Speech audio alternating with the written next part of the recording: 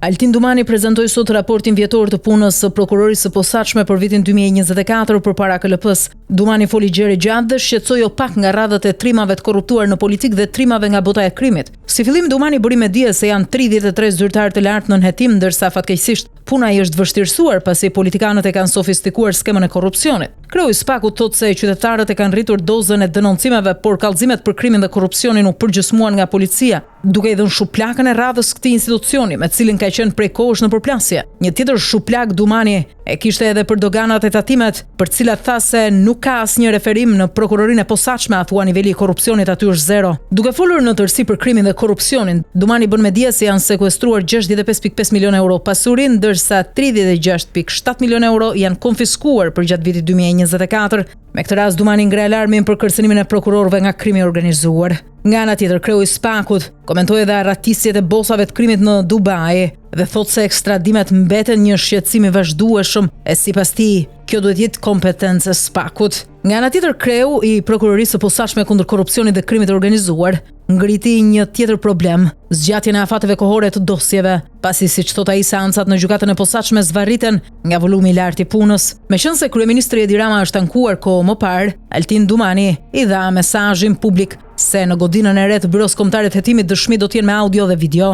Nga ana tjetër, kreu i SPAK-ut Altin Dumani kishte një mesazh të fortë e të qartë për të gjithë politikanët e korruptuar, kur i bëri me dije se prej tyre nuk ka më të paprekshëm, pasi SPAK nuk pyet se sa pushtet kanë. Kreu i prokurorisë së posaçme komentoi sot edhe lajmin e bujshëm, në fakt skandaloz, të pak ditëve më parë, se gazetarët duhet marrin leje në SPAK për publikimin e lajmeve. Kur u pyet për këtë, Altin Dumani tha sot se SPAK është përpjekur për komunikim me mediat, raportet me këtë të fundit edhe e ka ndarë publikimin e sekretit hetimor. Ai thotë se cilësia është përmirësuar në lidhje me komunikimin e mediave dhe publikun. Sigurisht ka problemet e drejtësia, lëm për të dëshiruar në lidhje me shpejtësinë e publikimit të ngjarjeve. Kemi punuar për hartimin e strategjisë për komunikimin e medias. Ishte parashikuar për vitin 2024, por për shkak të angazhimeve të shumta u bë këtë vit dhe u miratua kjo strategji që shpresojmë ta realizojmë dhe të rrisim performancën, thot Dumani. Pra me pak fjalë, Dumani i vë një notë shumë të ulët gazetarëve dhe medias. E po që gazetarët dhe media do të merrnin në leje në SPAK për publikimin e lajmeve apo për më tepër që kreu i një prokurorie apo qoftë edhe një prokuror i thjesht të jap notë negative gazetarëve dhe mediave, kjo nuk ishte parë dëgjuar më herët. Ndërkombëtarët po i dalin në krah SPAK-ut dhe drejtësisë në tërësi çdo ditë më shumë, jo vetëm Shtetet e Bashkuara të Amerikës, Bashkimi Evropian, por edhe Britania e Madhe e konfirmoi këtë edhe ditën e sotme nëpërmjet një deklarate që erdhi vetëm pak orë pasi kryeprokurori i posaçëm Altin Dumani prezantoi raportin vjetor të SPAK-ut. Ambasada britanike në Tiranë thotë se Mbretëria e Bashkuar vazhdon të mbështesë sundimin e ligjit në Shqipëri dhe përmes shërbimit ndërkombëtar të komunikimit të qeverisë së Mbretërisë Bashkuar kemi mbështetur SPAK-un për të komunikuar për parimin në reduktimin e korrupsionit dhe krimit të organizuar në Shqipëri. Mbështetjen e tyre britanikët e japin në forma të ndryshme. Ambasada britanike njoftoi sot se ka shtuar asistencën e saj për SPAK-un për strategjinë e 3 viteve të ardhshme me median. Pas prezantimit të punës për vitin 2024 në KLP, Sali Berisha hidhet në sulm ndaj Altin Dumanit. Berisha akuzon këtë të fundit se po kërkon të ndryshojë kushtetutën me qëllim zgjatjen e mandatit të tij në krye të prokurorisë së posaçme. Sipas Berishës, një veprim i tillë është i papranueshëm dhe tregon se Dumani ka frikë nga pasojat e punës së tij si drejtues i SPAK-ut pasi është përfshirë në pazare. Berisha thotë se nuk lejohet që një prokuror të ushtrojë kontroll mbi gjykatësin e një çështje dhe për këtë kërkon ndryshime urgjente për ta ndalur si praktik. Kujtja kërkon këto ndryshime Berisha? Ramos patjetër, duke i bërë thirrje publike të asgjësojnë SPAK-un. Ku e ka bilancin e punës SPAK-u? Asnjë bilanc nuk ka. Ndërsa prokuroria e krimeve të rënda ka dhënë 10 dënime të përjetshme për kriminal të rrezikshëm, SPAK nuk ka asnjë sepse bën pazare, thot Berisha. Ky fundit e cilëson Dumanin si njeri të fiksuar me qëndrimin në post dhe paralajmëron se nëse nuk ka punuar me integritet do t'jap llogari. Berisha bëri sot edhe një denoncim të fortë kur tha se Suel Çela, një personazh i njohur i botës së krimit në Elbasan, është duke zbatuar me përpikmëri ditën natë urdhrat e Edi Ramës për të siguruar mandatin e deputetes për kandidaten Sara Mila. Suel Çela ditën natë po zbaton urdhrat e Edi Ramës për të zgjedhur Sara Milën deputete. Rama i thoshte Suelit, kontributi yt në zgjedhje do të matet me sa vota do të marrë kandidatja Sara Mila, thot Berisha. Kreu i opozitës paralajmëron pasoja për veprimet që ai cilëson si krim monstruoz zgjedhor. Unë i them Suel Çelës se do të ndëshkohet në mënyrën më të rëndë për krimin monstruoz zgjedhor, paralajmëron Berisha. Prej 2 javësh ka nisur një duel i heshtur mes drejtuesve të SPAK-ut dhe policisë së Agjencisë së Mbikëqyrjes Policore lidhur me hetimin e një skandali të rëndë të kryer nga shërbimet. Sipas informacionit në adresë të SPAK-ut është dërguar një denoncim nga zyrtar të policisë kufitare lidhur me daljen nga Shqipëria të 16 ish drejtuesve dhe drejtuesve aktual të policisë së shtetit pa u regjistruar në sistemin TIMS. Edhe hyrja e tyre në Shqipëri është bërë pa u regjistruar në shkeljet ligjit që sipas denoncimit në SPAK, inspektorët e kontrollit policor kufitar në Rinas i kanë lejuar me urdhër të shefave të tyre. Dalja dhe hyrja nga Shqipëria është bërë në data të ndryshme gjatë muajve shkurt mars 2025 me nga 5-6 ditë qëndrimi jashtë vendit, emrat dhe destinacionet e cilëve i disponon SPAK-u. Nëpërmjet verifikimit elektronik konfidencial me çelësin e unifikuar, SPAK ka konstatuar se emrat e tyre nuk figurojnë në TIMS dhe i ka kërkuar sqarim policisë për këtë devijim. Policia ka mohuar që nga Rinasi të kenë dalë të kenë hyrë drejtues dhe ish drejtues të saj dhe asnjë qytetar i pa regjistruar në sistemin TIMS. Por SPAK ka shprehur mosbesim nga që e njëjta gjë ka ndodhur me sistemin TIMS ku drejtuesit fshinin gjurmët e kalimit kriminalëve. SPAK i ka dhënë policisë të dhënat e identiteteve e funksioneve të tyre në polici konstatuar nga kamerat e sigurisë në pikën e kalimit kufitar të Rinasit, ku SPAK dhe prokurorët e rrethave kanë akses të plot në kuadër të bashkëpunimit sipas ligjit antimafia dhe protokoll marrëveshjes me SHISH, FBI dhe Europol. SPAK ka nisur një hetim për këtë skandal.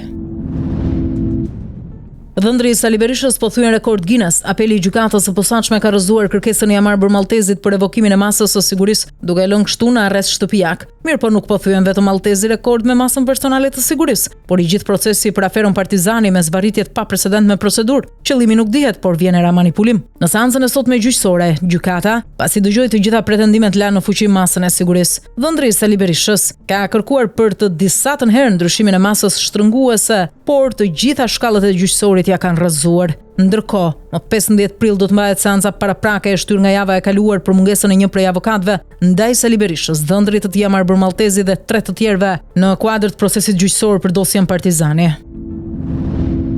Tani politikanët bëjnë nga 10 takime në ditë për fushatën elektorale, por ne nuk do merremi gjithkohës me ta, se kemi edhe punë të tjera, kështu do jemi selektiv dhe do përzgjedhim pjesët më pikante. Për shembull, nuk mund të mos zgjidhnim një detaj që është bërë viral dhe që kryeministri ama po luan duke e përdorur për fushat. Ai ka publikuar një foto të strategut të fushatës së Partisë Demokratike amerikanit Chris LaCivita, ku ngre dorën dhe përshëndet pikërisht këtë ka kapur Rama dhe thot se edhe Latifi Amerikan ju thot të votoni numrin 5. E po nuk ka faj babloku, e gjeti dhe e shfrytëzoi, por në këtë drejtim demokratët me Saliun janë goxha mbrapa me mjeshtrinë e propagandës dhe PR-it që ka stafi i kryeministrit. Rama e publikoi sot në rrjetet e tij sociale këtë foto me shkrimin voto 5-ën edhe vet Latifi e kuptoi që s'ka rrugë tjetër. Me këtë rast, Rama po shfrytëzon strategun amerikan falas dhe kësaj pune i thon milionat me dollar i paguan Berisha dhe shërbimin ja merr Rama. Vazhdojmë me momentet më pikante të fushatës elektorale. Do ta mbajmë pak me hatër Sali Berishën sot, sepse kemi kapur 2 perla. E para, Berisha shfryu sot ndaj zonjave në Partinë Socialiste duke i quajtur princesha me diamante €500.000.000 në vazhdimsi të demaskimit të jetës luksoze që ato bëjnë me paratë e vjedhura të shqiptarëve në 12 vite qeverisje të Ramës. Përveç kësaj, Berisha i bëri disk kryeministrit me një krahasim kur tha se ai vetë ngjan me një iPhone, ndërsa Rama me një Nokia. Strategu amerikan ti thot pak Berishës që ja ka futur pak vetes me këtë se Nokia është kocke fort, hidhe e përplas, nuk e gjen gjë. Nëse një këndvështrim është ky, se ka edhe të tjerë në favor të doktorit pastaj. Biznesmen dhe eksponent të botës së krimit shqiptare mafioz italian, serb, turq, rus, bielorus, maqedonas, rumun dhe bullgar që kanë hapur biznese në Shqipëri, marrin ekspert e bilancës Shpresa Breçanin, vajzën e motrës së Sali Berishës, sepse ajo kundrejt shumave të mëdha financiare të marra jashtë rrugëve bankare, vetë përdoret për të fshehur gjurmët e të ardhurave financiare nga aktivitetet kriminale nëpërmjet pastrimit parave, duke u përgatitur bilance false. Por shpresën e Saliut, këtë lavatriçet parave të krimit dhe korrupsionit kanë filluar ta marrin si eksperte kontabële dhe drejtuesit e institucioneve qendrore shtetërore. Këtë ka vendosur të përdori Lirian Celibashi si eksperte në KQZ për të bërë bilancet financiare të partive politike gjatë fushatës elektorale të muajit prill-maj 2025 dhe të hartoi raporte bilancesh false për të ardhurat e shpenzimet që do të bëjnë, por nuk është rastësore që kryetari i KQZ si Lirian Celibashi ka menduar që mbesa e Sali Berishës të jetë eksperte kontabël vetëm për bilancet e shpenzimeve financiare që PD-PS do bëjnë gjatë kësaj fushate elektorale. Ajo është saktuar qëllimisht për të fshehur donacionet që Berishës dhe Ramës u kanë dhënë deri tani po japin ilegalisht oligarkët, vrasësit dhe trafikantët që kanë biznese ndërtimi hotele me pesyje, kazino, fabrika produktesh, monopole importi, resorte e të tjerë. Nis zyrtarisht procesi i dërgimit të dokumentacionit zgjedhor me post për shqiptarët që jetojnë jashtë vendit. Ditën e sotme ka nisur procesi për qarkun e Dibrës dhe të Beratit. Brenda çdo zarfi të KQZ-s ndodhet fleta e votimit, e cila është e vulosur. Po ashtu brenda zarfit ndodhet një udhëzues se si qytetarët do të votojnë, si edhe një listë me kontaktet e korrierëve që mund të thrasin pasi të kenë kryer procesin e votimit. Në këtë proces janë regjistruar rreth 250.000 shtetas shqiptar që jetojnë në vende të ndryshme të botës. Dërgesa do të kryhen në mënyrë të përditshme për të garantuar që çdo qytetar me drejt vota jashtë vendit të ketë mundësinë të marrë pjesë në zgjedhjet parlamentare të 11 majit. Mirëpo, Partia Demokratike bëri sot një denoncim të fortë. Ajo kërkoi pezullimin e këtij procesi pasi pretendon se ka konstatuar parregullsi. Sipas Partisë Demokratike, vëzhguesit demokrat janë informuar se gjatë procesit përgatitjes së dokumentacionit zgjedhor për votuesit nga jashtë ka pasur një problematik: printimi i 2 fletëve të votimit. Pra, një zgjedhësi do të shkojnë 2 zarfe me 2 fletë votime, duke rrezikuar kështu të ketë më shumë vota se numër zgjedhësish. Sipas vëzhguesve tan, janë identifikuar 14 raste të tilla, por mund të ketë edhe të tjerë, thot Partia Demokratike. Ndaj kjo e fundit kërkon pezullimin e procesit në mënyrë të menjëhershme. Megjithatë, Komisioni Qendror i Zgjedhjeve sigurisht që nuk e ka dëgjuar.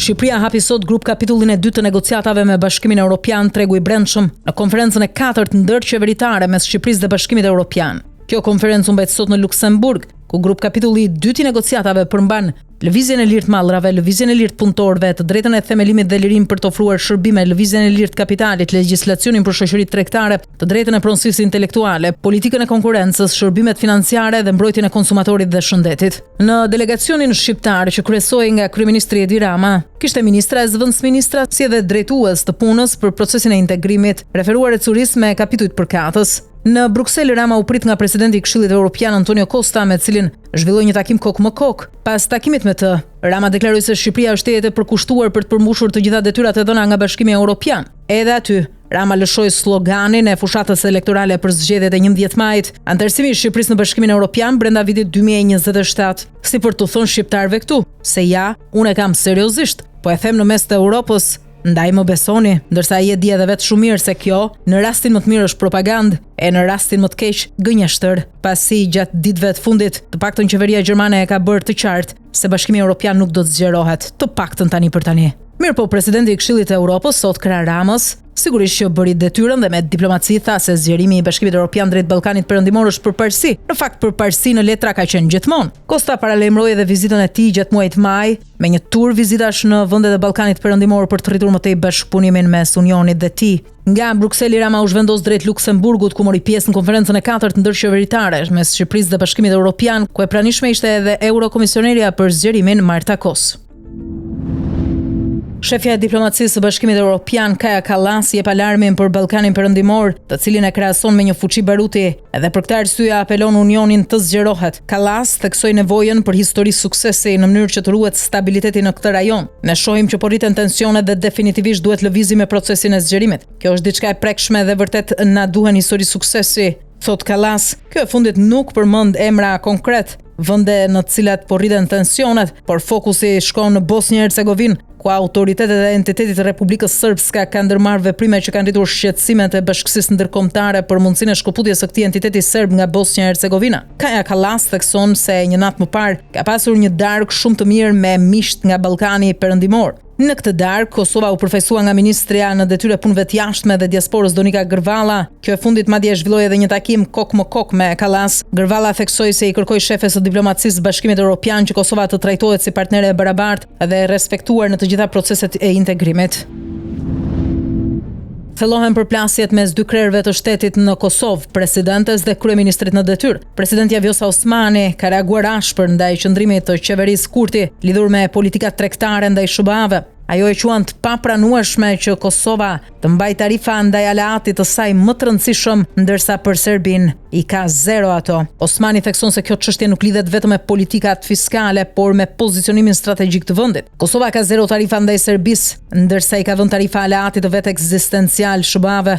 Për mua kjo është turp. Nuk ka turp më të madh, thot ajo. Presidentja Vjosa Osmani shpreh zhgënjimin që propozimi i saj për heqjen e tarifave ndaj SBA-ve nuk u mirëprit nga institucionet shtetërore. Unë nuk jam presidente e Serbisë, jam presidente e Kosovës dhe mbroj interesin e këtij shteti. Propozimet që vijnë nga qytetarët duhen dëgjuara, e aq më shumë ato që vijnë nga presidentja, thot ajo. Osmani e cilëson mungesën e reagimit si një formë refuzimi nga qeveria Kurti. Ndërkohë, në emër të kësaj të fundit ka folur ministri i Financave Kuran Murati, i cili kundërshton publikisht qëndrimet e presidentes Vjosa Osmani, duke e kritikuar këtë të fundit për propozimin e saj për heqjen e tarifave ndaj SBA-ve.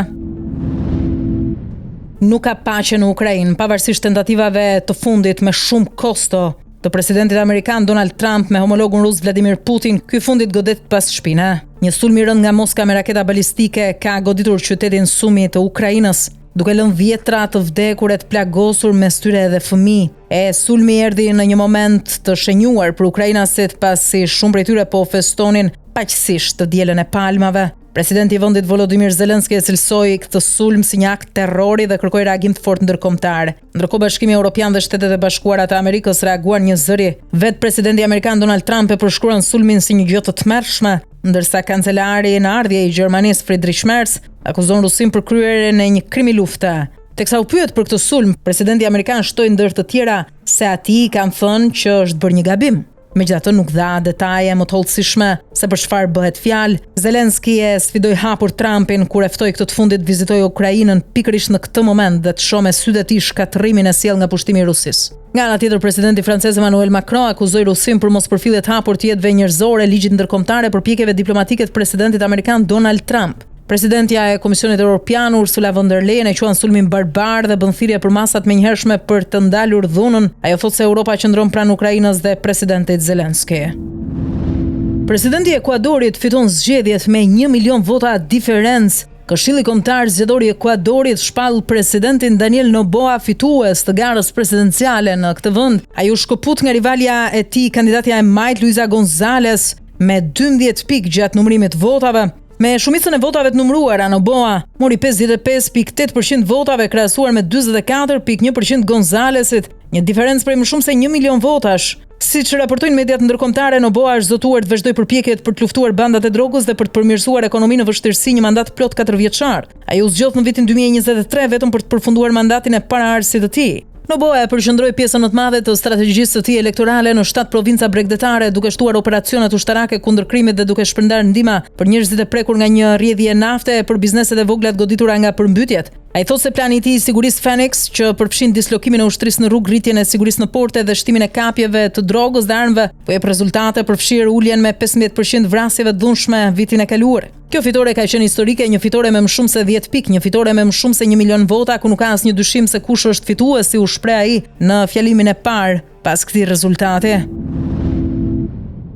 Çfarë po ndodh me aksidentet ajrore që po bëhen shumë të shpeshta, sidomos në Shtetet e Bashkuara të Amerikës? Pas atij të rreth 3 ditëve më parë, një tjetër është regjistruar ku sërish një familje është shuar nga një aksident ajror. Një avion i vogël me 6 persona në bord është rrëzuar, edhe fatkeqësisht asnjë prej tyre nuk ka mundur të mbijetojë. Aksidenti është regjistruar në New York. Avioni privat tip Mitsubishi MU-2B u rrëzua në një fushë në lindje të shtetit amerikan, vetëm 20 kilometra nga aeroporti i Columbia County. New York Times raporton se të 6 pasagerët humbën jetën teksa avioni u rrëzua në një fushë me balt pranë kufirit të Massachusetts. Mësohet se familja po shkonte në një fest ditëlindje, por fatkeqësisht u shua. Sipas raporteve të mediave amerikane, edhe pse paraprake, viktimat janë ish ylli i futbollit kolegjit Karena Grove, vëllai i saj Jared Grove, prindrit e saj Michael Grove dhe Joy Saini, si edhe i dashuri i saj James Santoro. Karena Grove u zgjoll si gruaja e vitit e shoqatës kombëtare të atletikës kolegjiale në vitin 2022.